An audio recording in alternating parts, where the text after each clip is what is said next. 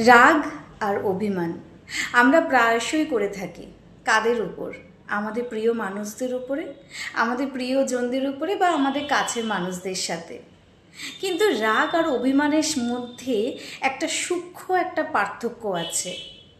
আর এই পার্থক্যটা দেখা যায় না, শুধুমাত্র অনুভব করা যায়। রাগ কিন্তু ক্ষণস্থায়ী। মানে রাগ কিন্তু এখন যদি আমার কারোর উপরে রাগ হয়, আমার কিন্তু 1 ঘন্টা 2 ঘন্টা, একদিন বা দুদিন পরে বা কিছুদিনের মধ্যে সে রাগটা কিন্তু চলে যাবে। কিন্তু অভিমান অভিমান কিন্তু সেই প্রিয় মানুষটাকেই নিয়ে চলে যাবে আমাদের থেকে অনেক অনেক দূরে। তাই অভিমানটা দেখতে মনে হয় অনেক ছোট একটা শব্দ, কিন্তু সে কিন্তু তার নিজের মধ্যে একটা ভারী একটা ভাবনা, একটা চিন্তা, সব কিছু নিয়ে বসে আছে। তাই রাগ আর অভিমানের মধ্যে পার্থক্যটা আমাদের বুঝতে হবে। রাগ আমরা করতেই পারি প্রিয় মানুষদের উপরে, কথায় কথায় একটু হয়তো রেগে যাওয়া, তার কিছু কথা আমাদের ভালো না লাগা। কিন্তু রাগের পরে যে অভিমানটা আসে, সেই অভিমানটা কিন্তু পুষে রাখলে ক্ষতিটা কিন্তু আমাদেরই। আমাদের প্রিয়জনেরাই কিন্তু আমাদের থেকে দূরে সরে যায় শুধুমাত্র এই অভিমানের জন্য। রাগ ভাঙানোটা কিন্তু খুব সহজ। প্রিয় মানুষদের সাথে যদি একটু হেসে কথা বলি, ভালোবেসে কথা বলি, প্রিয় মানুষটাকে যদি একটু ভালোবেসে কাছে টেনে নিই, তাহলে কিন্তু রাগ চলে যায়।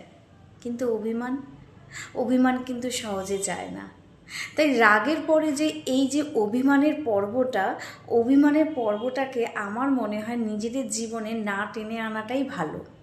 যে কোনো সম্পর্ক, সেটা বন্ধুত্ব হতে পারে, ভালোবাসার সম্পর্ক হতে পারে, নিজেদের মধ্যে প্রিয়জনদের সাথে যে কোনো সম্পর্কের মধ্যে যদি অভিমান একবার চলে আসে, তাহলে জানতে হবে আমাদের যে এই সম্পর্কের মধ্যে এবার ভাঙন আসতে চলেছে। অভিমান হলে আমরা ভাবি যে আমি কেন আগে থেকে তার পাশে যাব, তার কাছে যাব, সে কেন আসবে না, সে কেন বুঝবে না যে আমি তার উপরে অভিমান করে আছি। কিন্তু কি দরকার? সে বুঝুক না বুঝুক, তার পাশে গিয়ে যদি আমি একবার বলি যে আমি তোমার উপর অভিমান করেছি, তোমার এই কথাটা আমার খারাপ লেগেছে, তাতে কিন্তু তুমি ছোট হবে না, তুমি বরঞ্চ আরও এগিয়ে যাবে জীবনে।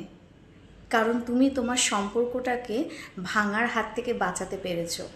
সম্পর্কটার মধ্যে তুমি কিন্তু জয়ী হলে। কাউকে যদি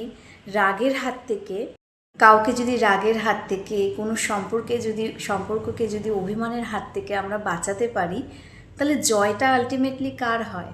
আমাদের